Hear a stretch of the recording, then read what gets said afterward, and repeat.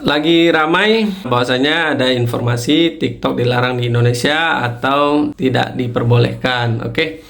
Aku juga mau menanggapi ya bahwasanya yang harus kita pahami bahwa Indonesia bukan menolak, yang pasti itu hanya mengevaluasi ya atau memberi satu solusi yang terbaik untuk TikTok dan masyarakat Indonesia. Di mana TikTok sedikit berbeda dengan beberapa platform lain, yang mana TikTok satu kesatuan antara e-commerce dan media sosial. Nah, yang perlu kita pahami juga, Indonesia bukan anti kepada e-commerce atau media sosial. Yang terbukti beberapa platform yang sudah ada di Indonesia ya, itu artinya Indonesia tidak anti dengan itu. Nah, jadi kesimpulannya apa? Oke, sebelum kita berpendapat atau kesimpulan, kita coba dengar salah satu pendapat dari banyaknya pendapat, yang mana ini dari Kementerian Koperasi dan UMKM ya. Nah, aku ambil satu pendapat yang menurut aku ini pendapat sangat bagus dan merangkum seluruh alasan pemerintah Indonesia mengevaluasi TikTok sebagai platform. Jadi sebelum kita mengambil satu diskusi,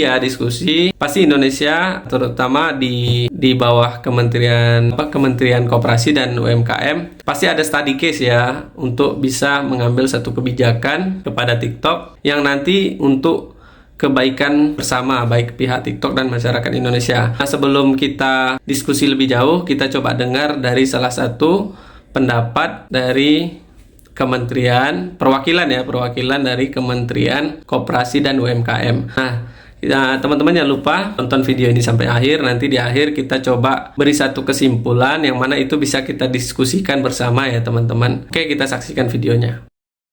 Ya, jadi pertama, ini arahan Bapak Presiden sudah jelas untuk memproteksi platform lokal, UKM lokal, dan juga tentunya konsumen. Dalam hal ini, kita bicaranya sebetulnya sekali lagi ini bukan hanya spesifik ke TikTok ya, tapi platform sejenis yang melakukan praktek-praktek sejenis.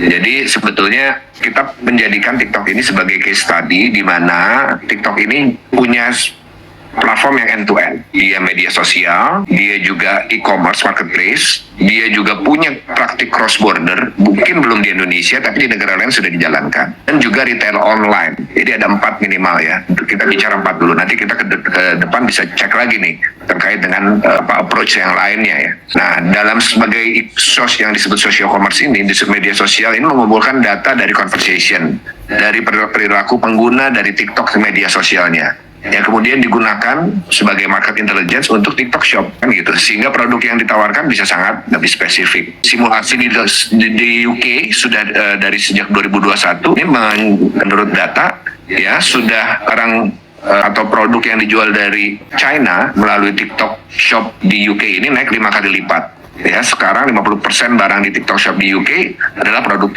China yang jauh harganya lebih murah. Rata-rata ini datanya US $2 ya, $2 gitu. Nah, ini kita juga catat bahwa Indonesia ini nomor 2 pengguna TikTok terbesar di dunia. Nah, kalau misalnya kita lihat dengan platform lain, Amazon yang the biggest marketplace ini nggak punya media sosial gitu kan, atau Shopee gitu ya kalau di Indonesia sebelumnya. Faktanya hari ini di TikToknya pengguna di Indonesia ini nomor 2 terbesar di dunia. Ya, di China-nya sendiri kan namanya bukan TikTok karena di China nggak boleh ada monopoli platform. Dia sebagai platform transaksi, tapi juga sekaligus platform komunikasi ya. Nah, ini juga di negara-negara lain beberapa nanti case tadi bisa kita share juga datanya. Nah, ini yang sebetulnya kita melihat di media sosial yang lain ada di Instagram, punya Instagram store or shop gitu ya, atau WhatsApp for business. Tapi check out-nya kan keluar dari platformnya gitu ya. Sedangkan di hasil risetnya di Gmind sudah clear bahwa percakapan di media sosial ini yang sebetulnya mendorong transaksi rekomendasi pembelian di marketplace. Nah, ini yang memang kita ingin lihat ya. Sekali lagi di China sendiri mereka merilis undang-undang atau pedoman ya anti monopoli platform end to end ya. Aturan itu dibuat untuk memperketat pembatasan operasi perusahaan teknologi di China. Aturan tersebut juga dirilis State Administration for Market Regulation (SAMR) ya, atau administrasi negara untuk peraturan pasar dalam situsnya. Ini sudah clear ya terkait dengan hal tersebut. Demikian, Mas. Oke guys, kita masuk kepada kesimpulan ya teman-teman. Nah, yang pertama mungkin yang perlu kita garis bawahi adalah pemerintah lewat Menteri Koperasi atau UMKM bukan melarang TikTok ya, atau lebih kepada mengevaluasi atau memisahkan ya antara e-commerce dan media sosial, yang itu biasa-biasa saja karena di beberapa negara juga sudah ada semacam batasan ya teman-teman yang dilakukan, contoh Amerika, India dan lain-lain ya. Nah, yang kedua juga yang harus kita pahami bahwasanya Indonesia bukan negara maju ya teman-teman. Indonesia adalah negara berkembang yang mana semua hal-hal yang berkaitan dengan e-commerce, media sosial memang harus diatur dengan sedetail mungkin. Itu agar safe untuk negara juga dan untuk masyarakatnya ya, terutama pebisnis lokal, UMKM dan lain-lain. Selanjutnya yang tadi mungkin dari penjelasan video tadi mungkin kita akan simak, tidak mungkin keseluruhan, tidak kita dapat simpulkan keseluruhan, tapi kita coba ambil poin-poin penting saja ya. Contoh misalnya mungkin kita sudah coba, teman-teman mungkin juga rasakan ya, dan termasuk saya atau semua yang ada di TikTok ya, baik TikTok affiliate atau TikTok e-commerce dan media sosial ya, dimana ada satu ketertarikan pada kita untuk membeli di toko sendiri, karena di toko sendiri kita lebih mendapatkan untung ya, dalam arti kita beli barang sendiri kita dapat cuan. Nah, mungkin mindset kita hampir sama ya, mungkin teman-teman semua juga rasakan. Nah, walaupun harga itu terkesan lebih mahal, dan yang namanya sebuah negara pasti mereka punya aturan yang tidak bisa diintervensi ya oleh, jangankan suatu platform, negara yang sebesar apapun tidak bisa mengintervensi kebijakan dalam negara Indonesia ya. Artinya pasti TikTok menyesuaikan selama itu tidak merugikan bisnis dia ya. TikTok murni itu bisnis. Dan saya yakin TikTok akan terus berkembang dan menjadi lebih baik, dan mereka juga akan menyesuaikan ya, karena aturan setiap negara pasti berbeda-beda termasuk kulturnya ya.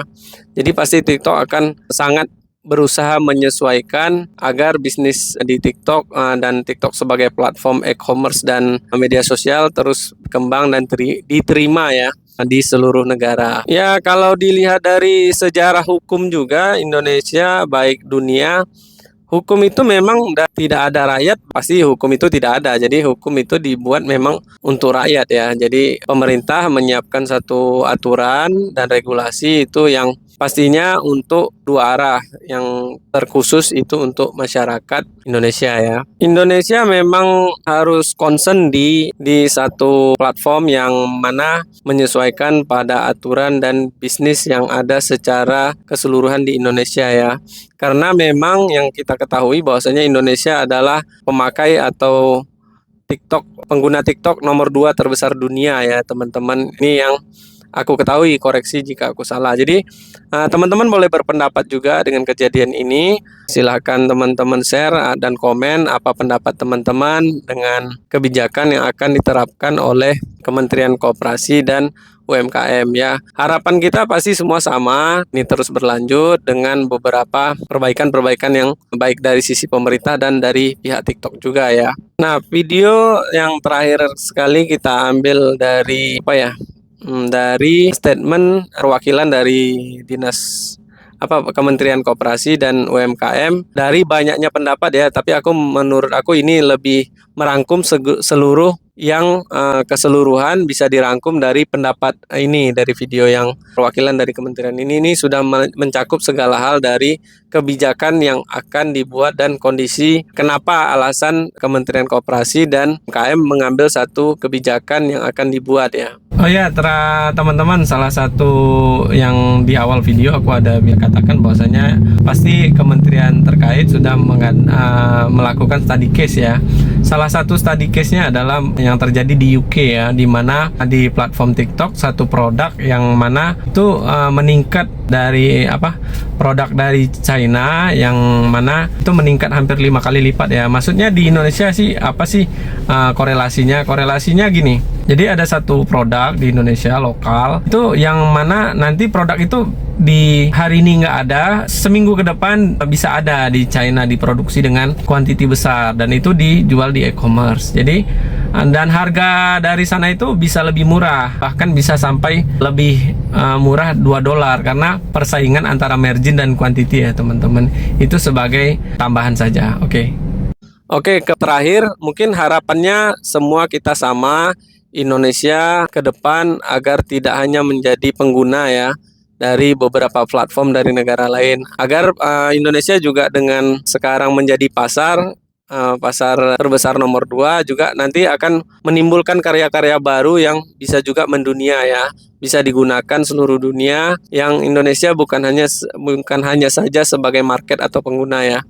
Itu pendapat dari saya, mudah-mudahan bermanfaat. Oke, see you next teman-teman. Jika teman-teman ada pendapat lain atau ada masukan lain, silakan teman-teman komen. Kalau teman-teman anggap ini bisa bermanfaat buat orang lain, silakan di-share. Oke, teman-teman, see you next.